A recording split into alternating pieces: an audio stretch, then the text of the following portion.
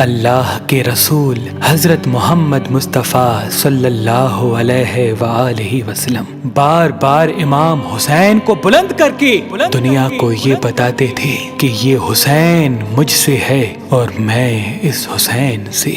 اے لوگو، اگر اس حسین پہ کوئی مشکل وقت آ جائے اور یہ تم سے مدد طلب کرے تو اس کا ساتھ دینا، کیونکہ یہ جنت کے جوانوں کا سردار ہے، میرا خون ہے، میری اولاد ہے۔ لیکن افسوس، ابھی رسول اللہ کی رحلت کو تھوڑا وقت ہی گزرا تھا کہ کربلا کے میدان میں ایک طرف 9 لاکھ کا مجمع تھا تو دوسری طرف وہ حسین جس کو اللہ کے رسول اپنے کندھوں پہ سوار کرتے تھے۔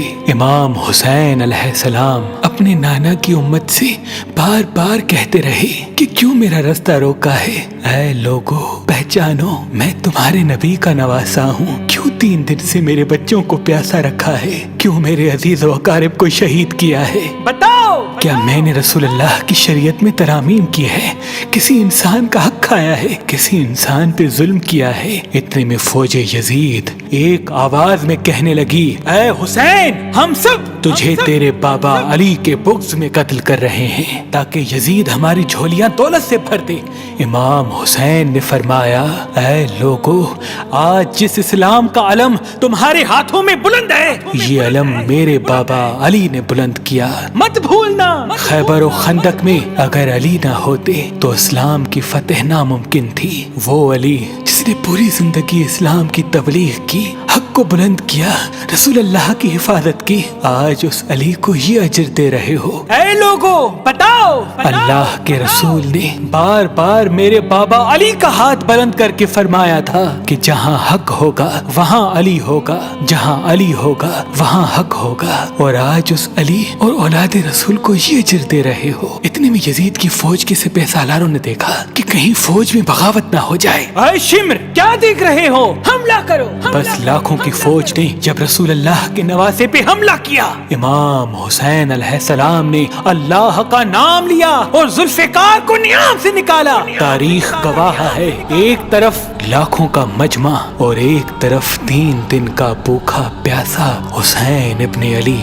زمین پہ اس طرح کی جنگ پہلے کبھی نہیں دیکھی تھی کہ ایک تنہا انسان لاکھوں کے مجمع کو اس طرح سے فنار کر رہا ہے کہ فوج اشکیا واپس پلٹ کے بھاگنے لگی۔ امام حسین فوج یزید سے مخاطب ہو کے فرماتے ہیں، آؤ، 3 دن کے بھوکے کی جنگ دیکھو، 3 دن کے پیاسے کی جنگ دیکھو، رسول کے اس نواسے کی جنگ دیکھو، اس کی جنگ دیکھو جس کا جوان بھائی مارا گیا، جس کے جوان بیٹے کو نظروں کے سامنے قتل کیا گیا، جس نے اپنے ہی ہاتھوں سے اپنے بچے کی قبر بنائی۔ امام حسین شیر کی طرح فوج یزید سے لڑ رہے ہیں۔ اتنے میں آواز غیب آتی ہے، حسین، تیرا اللہ تجھ سے راضی ہوا۔ بس اس صدا کا سننا تھا، امام حسین علیہ السلام نے اپنی ذوالفقار کو تھام لیا۔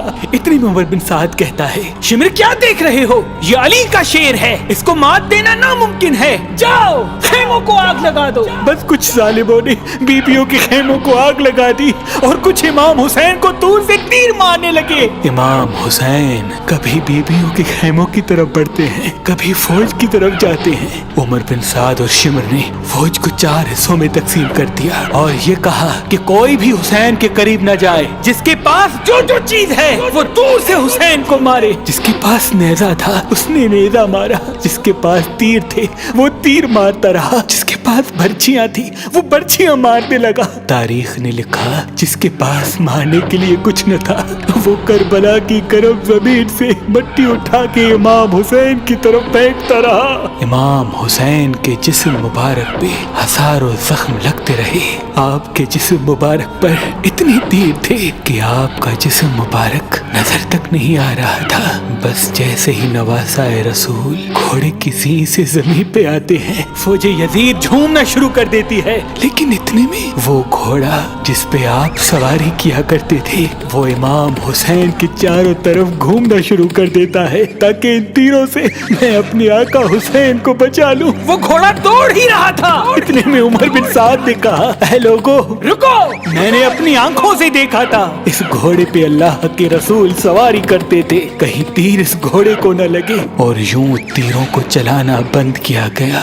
अफसोस है उन लोगों को उस घोड़े का तो एहतराम मालूम था जिस पे रसूल अल्लाह सवारी किया करते थे, लेकिन उस हुसैन का एहतराम भूल चुके जिनको अपने कंधों पे सवार करके उम्मत को दिखाया करते थे। बस इमाम हुसैन अलैहिस्सलाम ज़मीन करबला पे अपना सर रख के अल्लाह का शुक्र कर रहे हैं और वहाँ फौज यजीद के मुख्तलिफ सिपाही इमाम हुसैन का सर काटने के लिए करीब आते हैं। जो भी करीब आके इमाम हुसैन के सर को देखे तो उसे इमाम हुसैन के चेहरे में रसूल अल्लाह का चेहरा नजर आए और वो चीख के दूर चला जाए। इतने में शिमर कहने लगा, ये काम मुझसे ही होना है। जैसे ही शिमर ने खंजर इमाम हुसैन के गले पे रखा तो वो देखे इमाम हुसैन के लब हिल रहे हैं। उसने सोचा, हमने हुसैन का पूरा खानदान कत्ल कर दिया, 3 दिन तक हुसैन के बच्चों को प्यासा रखा, शायद हुसैन हमें बद्दुआ दे रहे होंगे। सुनने के लिए कान करीब करे तो क्या सुने।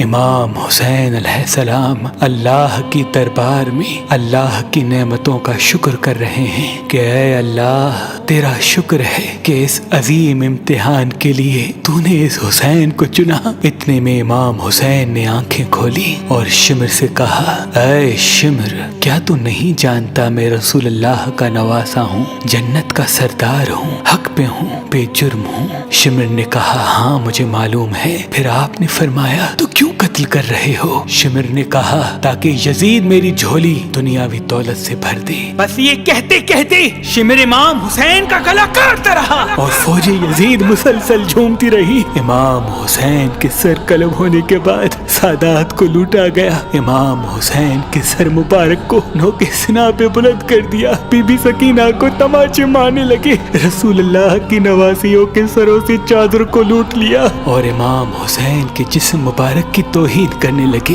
तारीख ने लिखा, इमाम हुसैन के जिस्म पर जो जो चीजें थी उनको लूटने लगे। इतने में एक शख्स इमाम हुसैन के जिस्म के करीब आया। इमाम हुसैन के हाथ में एक अंगूठी पहनी थी, उतारने की कोशिश की, ना उतरी। वो उंगली काट के अंगूठी ले गया। आपके जिस्म मुबारक को रस्सियों से बांध के करबला की गर्म जमीन पे इधर से उधर फिराया गया।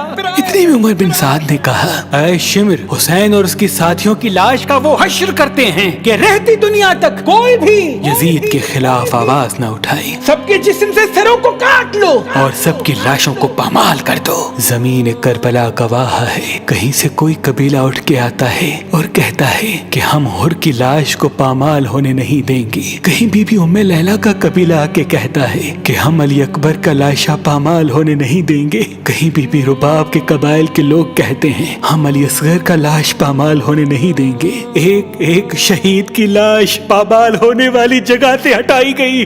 तारीख गवाह है, सिर्फ रसूल अल्लाह का अकेला नवासा करबला की गर्म जमीन पे पड़ा रहा और मगरिब के घोड़े मशरिक की तरफ, मशरिक के घोड़े मगरिब की तरफ दौड़ते रहे। इमाम हुसैन का जिस्म पामाल होता रहा। इमाम जाफर सादिक अलैहिस्सलाम फरमाते हैं, मेरा सलाम हो मेरे उस गरीब दादा पर जिसकी लाश को इस तरह से पामाल किया गया कि उनकी दाईं पसलियां बाईं पसलियों की तरफ चली गई और बाईं पसलियां दाईं पसलियों की तरफ चली गई, जिनका सीना और पुश्त एक साथ हो गया। सलाम हो मेरे उस बेवतन दादा हुसैन पर जिनके जिस्म मुबारक के टुकड़ों को जमीन करबला पे बिखेरा गया। सलाम हो, सलाम हो, सलाम हो।